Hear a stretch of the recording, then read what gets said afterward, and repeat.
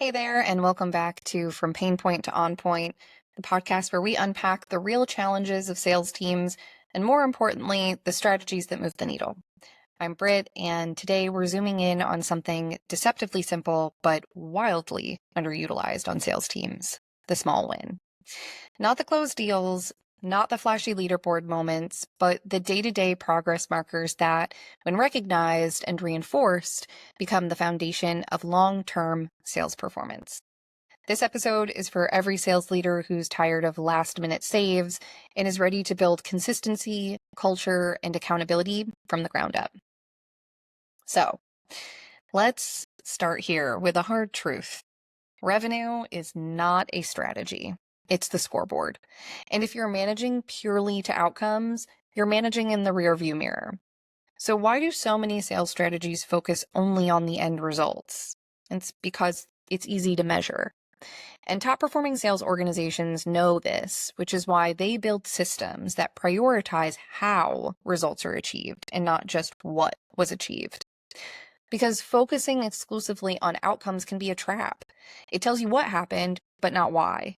And if you don't understand why something worked or didn't, you can't scale it, repeat it, or improve on it.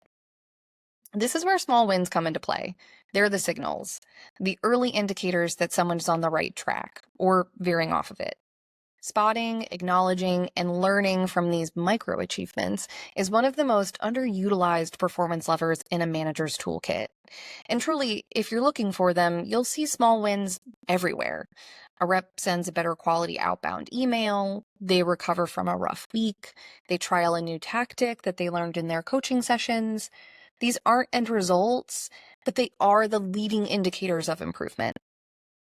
So let's talk data, because there is hard proof that progress drives performance. This is actually a fairly studied thing. So we've got some data and we've got some evidence for it. Harvard Business School researchers Teresa Amabile and Stephen Kramer found that making progress on meaningful work is the single most powerful driver of positive emotion, motivation, and performance at work. This is known as the progress principle, and this study was published in 2011. So you can go and you can read this for yourself if you want. But here's what's talked about less. This works really well, especially in high pressure, high stakes environments like sales. When reps can see that they're moving forward, they're more likely to stay engaged, even when the deal hasn't landed yet. And in fact, McKinsey also has research that supports this. And in one study, they found that the highest performing sales team had managers who invested more time in coaching and progress-focused conversations, not just forecasting or deal reviews. And also, in Gallup's 2023 workplace report, it showed that employees who felt their progress was recognized were 3 times more likely to be engaged at work. So this isn't just about feel-good management. This is data-backed performance strategy. But we can move from research to reality. It's obviously a lot harder to implement this management style and this performance strategy in real life because it's harder to track. And that's kind of the reason why managers recognize wins after the goal is hit, right? A deal is closed, one of your reps crushes quota, and those things are great and they absolutely should be celebrated, of course. But if that's the only time that you're going to recognize your people and recognize the work they're putting into it, then you're just reinforcing a system where visibility and feedback come after everything's already happened. So recognition should really be seen as not a morale booster, although it is, and morale is good for performance, but as a management tactic. They should really be considered as part of your management and performance strategy. So when you call out progress, you're reinforcing the right behaviors. You're shaping the standards of the team, and you're saying that this matters. And it doesn't have to be performative or complicated. Recognition can be really as simple as mentioning a strong call a rep had on a team meeting, or highlighting week over week improvement, or sharing a note with the team when a rep follows through on a new tactic or achieves, a smaller goal. This is performance reinforcement. You're not just saying good job, you're saying that thing that you did, it's part of the formula. Do more of that. So for our busy managers who don't have a ton of time to do this, let's break down this tactically. If you want to use small wins as a performance lever, here's how you can bake that into your strategy. So the first thing that you're going to want to do is you're going to want to define your performance signals. And this is going to be different for every team depending on how your team is set up, what you're looking for, what the activities are, what the goals are, etc. But a couple different possibilities could be booking a new meeting in a different vertical. That could be a performance signal.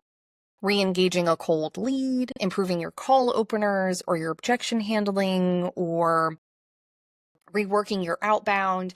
These could all be considered as performance signals. And they're not, obviously they're not quota goals, but they are the things that matter. They're the things that get you to hitting quota. The second thing is making them part of coaching. Don't just ask, how's pipeline? So simple, anybody can ask that question. Ask, what's something that you did differently this week that you feel like was a step forward? Help your reps start to identify and track their own growth. It's just another way to make them more accountable for the work that they're doing. And more accountability leads to more autonomy, which leads to more desire to hit those quotas and hit those targets because they feel like it's their own. The third thing is to bring it into the team culture. At your next team meeting, start with a few small win shout-outs or run a most improved segment. Small public recognition makes these behaviors visible, but it also inspires your other reps to make those smaller wins, to push forward in meaningful ways. Everybody wants to land the big win. Everybody wants to get the biggest deal of the company, but that's just not realistic for everyone. And so calling out these smaller wins and making it something that feels reasonable and attainable and also kind of takes away the stigma of shame around not getting those big deals will go so far in improving the morale and the motivation of your sales reps. And then the last thing,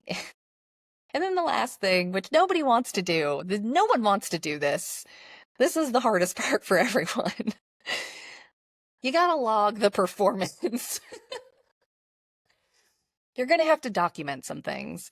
But this is really important. This is a really important step because so many performance reviews focus on lagging indicators. They're focusing on the things that you're not doing well. They're focusing on the things that you're not making progress on. And those are definitely things that need to be called out. No question. But it's also really important that you're documenting these small wins over time because what that does, it helps build a narrative for growth and for promotion and for support. And even, especially in a career like sales where deal flows fluctuate, progress shouldn't be invisible. And also progress, for the most part, doesn't really fluctuate either. If you're creating a culture and where your reps really want to do well, then their progress should be noticeable, it should be visible, and their progress should be consistent as well. So it's so important to focus on those success indicators. So we can talk a little bit about how we've kind of seen this from the SalesScreen side of things work really well. But again, this is all stuff that's been researched and documented, and this is not this isn't just SalesScreen science. This is real deal science. This is real deal research that's backing all of this up. Just as like a couple of examples from our end, we worked with a finance team that started tracking personal bests, and even if those numbers weren't really the top of the leaderboard, it was fine. We saw one rep who beat her previous record for meetings booked, and another was able to shorten his average deal cycle by 2 days, which doesn't feel like a lot, but is a lot. And then overall, the team saw a huge lift in activity, faster response times, but more importantly, a higher morale, which really is key in sales, I think. Another sales manager in real estate built a comeback tracker. So that was for reps who bounced back after a bad month. And so they were able to get recognized. And this was really important and super valuable for the team because it, like I said, kind of removed that shame stigma. And it ultimately just created a team that was more resilient, and also a team that really celebrated consistency. I think that in sales, you get a lot of spikes in performance depending on what it is that you're selling, and the market and the economy and all of these different things that kind of can lead to those dips and spikes. But a lot of the time in sales, that's kind of what you get, right? You get these really big spikes in activity and in progress, and that is not actually what leads to the most revenue. The most revenue is really garnered through consistency. So these are just really simple kind of strategic shifts that anyone can implement as a sales manager, whether, like I said, whether you have a platform like SalesScreen or not. All of these are implementable today. You can start to see these on your team today. Go through and go call out somebody's work, call out somebody who's helping another person through their deal cycle. These little moments of recognition go such a long way in making salespeople feel valued and appreciated in a job that can very often make them not feel that way. And that goes such a long way in building up their motivation to keep moving forward and to keep progressing. So here's what I want you guys to walk away with, ultimately, if we were to do the TLDR on this podcast episode. Small wins are not soft. It's not soft. It's not just giving out the participation trophy. It is strategic. It is part of your sales performance strategy. Similarly, recognition isn't a perk. That's not a perk of the job. It's a performance lever. It helps you build towards better, more consistent performance from your team. And culture isn't built once a quarter. It's built daily through the moments that you choose to highlight. So if you want a team that improves faster, stays more engaged, and builds sustainable momentum, the question isn't who closed the biggest deal. It's who moved forward today and how are we reinforcing that? All right, guys, that's all I've got for you today. Thanks for listening to From Pain Point to On Point.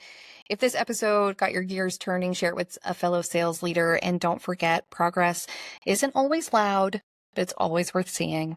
Until next time, thanks, guys.